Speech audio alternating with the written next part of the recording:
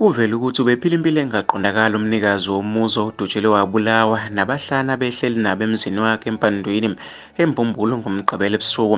Kube ukuthi bahlaselwe ngamadoda angaziwa afika avulela ngenhlamvu kwashona abantu abayisithupha. Iphephandaba Ilanga lahambele endaweni yesigameko emzini okwamaluleka izolo ngesonto lifike izidumbu zabafi zingakathathwa.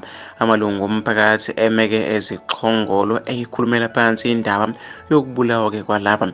Kuthiwa umnumzane Maluleka ongumnikazi womuzi elingatholakalanga igama lakhe ubesanda kufika endaweni futhi ephila impilo engaqondakali njengoba-ke ubengaphuma emini ebonakala ebusuku kuphela. Iphephandaba Ilanga lithola ukuthi-ke bekujwayele noma-ke bese bekujwayele ukuthi kufika abantu-ke abasabisayo emzini wakhe begqoke amajazi amakhulu. Kuyimanje umphakathi wakuleyo ndawo usathukile ngalesi sigameko sokubulawa kwabantu abaningi kangaka emzini owodwa.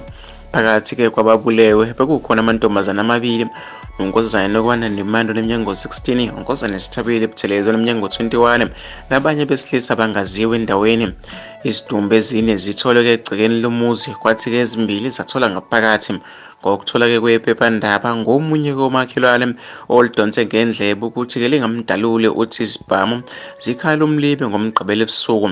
Siphumile-ke sezithule sizitshela ukuthi-ke sizozwa ukuthi-ke besikhala ngakuphi isibhamu. Kunalokho-ke kuvele kwathuleka sasawulala sizwe ekuseni ukuthi izibhamu beziqhuma-ke zishiya umonakalo omkhulu komakhelwane.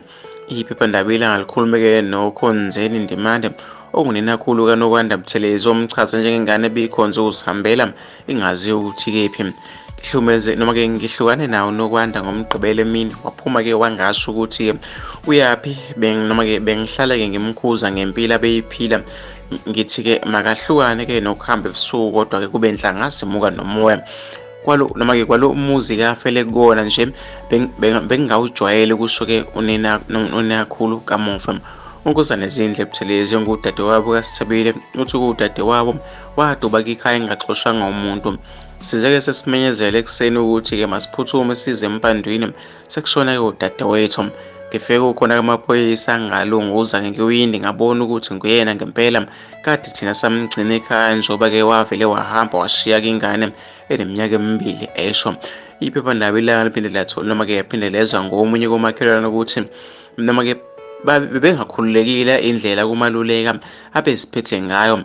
Uthi-ke ubehamba nabantu abangaziwa abagqoka amajazi amakhulu ebusuku. Okhulu amaphoyisa KwaZulu-Natal uColonel Robert Netshunda ukuqinisekisile-ke okwenzeka kwalesi sigameko sokubulawa kwabantu. Uthi amaphoyisa avule amacala kayisithupha okubulala bekungakaboshwa umuntu. Mina-ke ngizofisa ukuthi ngizwe uvo lwakho nombono ukuthi wena ucabangani-ke ngalolu daba. Hlala lapha kwi-comment section.